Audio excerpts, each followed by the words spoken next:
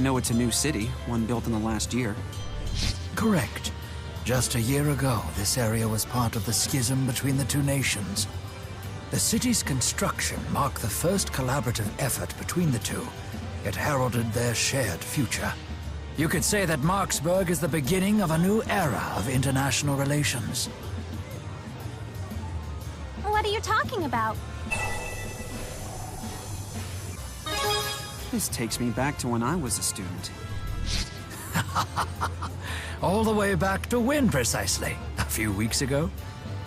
Rowan is always quizzing us to make sure we don't fall behind in school. What's our...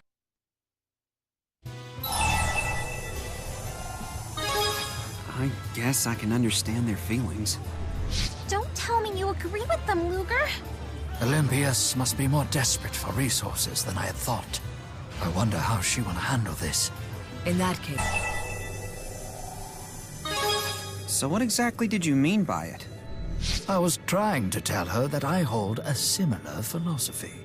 It was something of a gamble to see if she would play along, but when I saw that smile, I knew it had worked. You seem used to this sort of thing. You must have lived quite the life! It's part of the essence of being a gentleman. But while that sort of superficial wit can often grab someone's attention, rarely can it suffice to hold it. Well, let's get this over with. I suppose we have to. But I don't want to kill the cute kitty! His last words? The cat asked Rowan to look after Chancellor Marcia.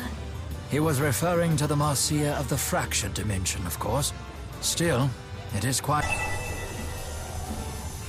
If we can just make that first connection, I'm sure the rest will go smoothly.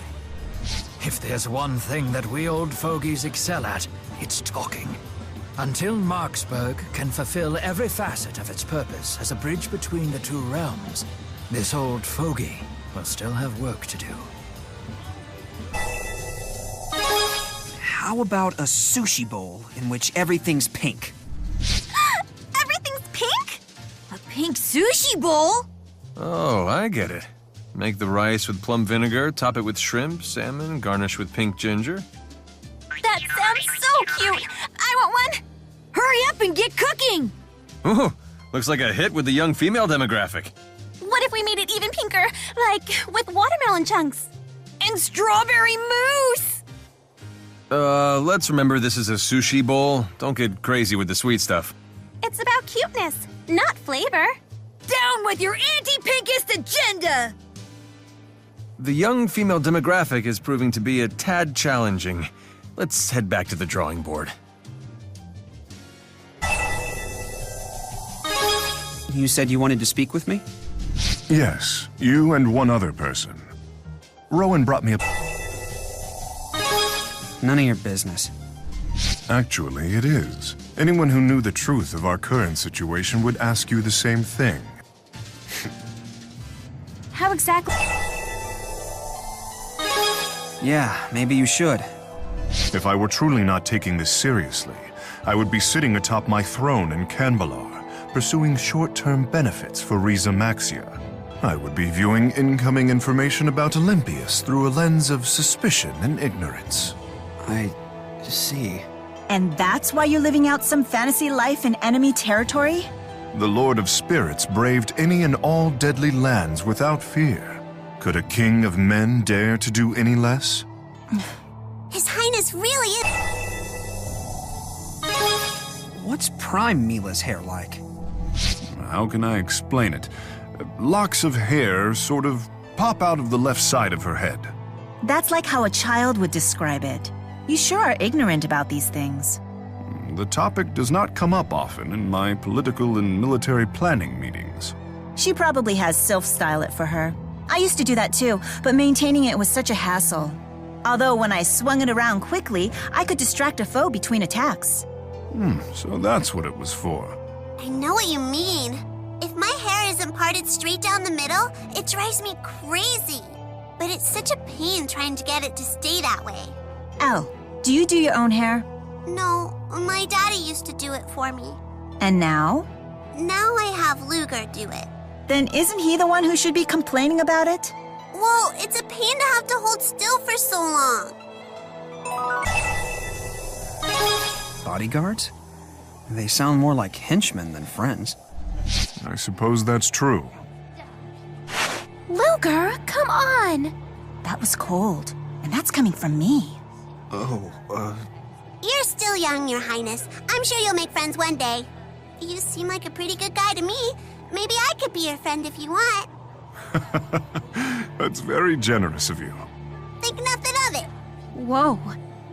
Gaius just... Laughed? I would if my lips weren't frozen shut. No, right? Mine are turning blue. How come His Highness isn't even shivering? Canbalar gets coldest at night. Compared to that, this time of day is quite warm. Colder than it is now? How much colder? Cold enough that any liquids or vegetables that aren't properly stored will freeze solid shortly after dusk. And of course, if you wanted to open a window, you would need to pour boiling water on it first. Seriously? But the cold itself is manageable. The big problem is that the fallen snow never has a chance to melt. Snow removal costs the city an enormous sum in both money and man-hours. Why don't you just snap your fingers and melt it all away with your magic powers? Because the melted snow would just freeze solid again, obstructing the roads when it does. The problem is not so easily solved. Wow, living in cold places is the worst. Which is why the people here share such a tight bond. That is one advantage no other city can match. But I just want to talk with you. Agreed. This world is but one outcome. Perhaps this is the bitter fruit born from a mistake of my own making. Myanli.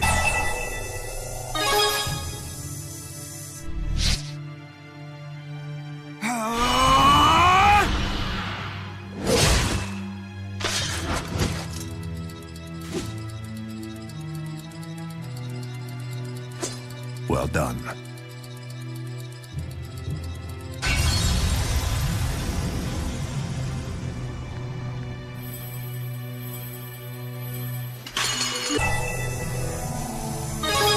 Because you're strong.